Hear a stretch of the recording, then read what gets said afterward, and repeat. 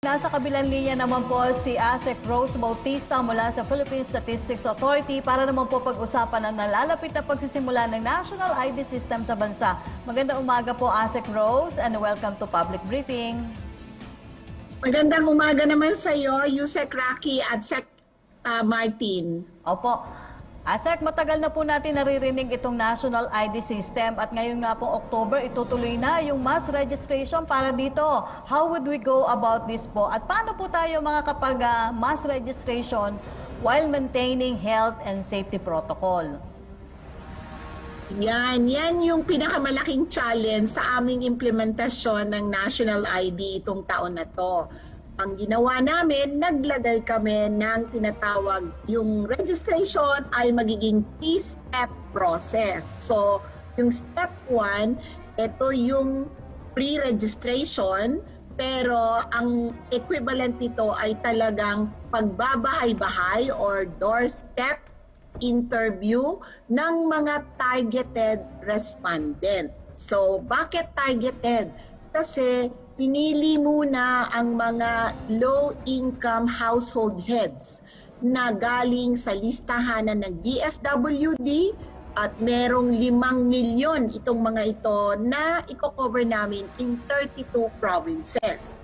So, starting October 12, merong mga magbabahay-bahay sa 32 provinces na ito para i-register or yung step 1 na tinatawag at dito kukunin yung mga impormasyon na kakailanganin para pagpunta mo ng step 2, pupunta ka na sa registration center ay biometrics na lang ang kukunin na impormasyon sa mga tao. Opo. Tanong naman po mula kay Evelyn Quiroz ng Filipino Mirror. One of the duties of PSA is the enforcement of civil registration functions in the country. During the total lockdown beginning in March up to June of this year, almost all government offices came to a standstill. Would you say that there is currently a backlog in the registration of birth, marriages, deaths, etc., which occurred during the lockdown? Ang pagpaparehistro po kasi ng birth, yung sa civil registration, ay wala po sa PSA. Ang pagpaparehistro po ay nasa local government units. Kaya po naapektuhan. Bakit po naapektuhan? Kasi yun pong mga may nanganak, ay hindi makapunta sa munisipyo para i-report ang kanilang mga panganganak. Tapos po, yun namang mga local government units, yung office ng local civil registrar, sila naman po ang magpo-process initially at tapos po isasubmit itong mga documents na to. So medyo nagkaroon po ng delay doon sa pag-submit ng ating mga local government units ng kanilang mga dokumento. Pero as of now po ay we are back to normal. In fact, pati po yung reporting ng deaths ay binigyan po ito ng priority para po makapag-report kagad kami ng count of registered deaths. Opo. Asak, bakit po hindi dapat ipagpaliban na pangmuli yung rollout ng PhilSys?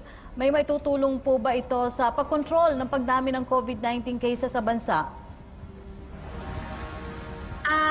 Hindi naman po talaga sa pag-control, pero tiyakin po namin na ang proseso ng pagpaparehistro, yung pagpunta nila sa registration center, meron pong schedule yon, may araw, may oras, kaya po kontrolado, hindi sila magsisiksikan, kaya madali pong mag-control, kaya in that way, maiiwasan po natin yung posibleng magkahawaan yung ating mga nagpaparehistro. At meron po kaming mga dinidisinfect po namin, may mga processes na ginagawa doon sa machine at pati yung mga hinahawakan ng ating mga magpaparehistro. So, ito po ay part of the health and safety protocols na i-implement sa lahat ng registration center. Okay, Asek, pagkakataon niyo na po ito para hikayatin ang ating mga kababayan na makiisa po sa rollout PhilSys. Please go ahead po, ma'am. Para ho sa ating mga nakikinig, huwag ho kayong matakot na ipagkatiwala ang impormasyon sa PSA para po mairehistro namin kayo at magkaroon tayo ng national ID na makakatulong sa maraming bagay para po mapadali ang mga transaksyon natin, hindi lamang sa gobyerno, kundi pati po sa pribadong sektor. Magandang umaga. Salamat.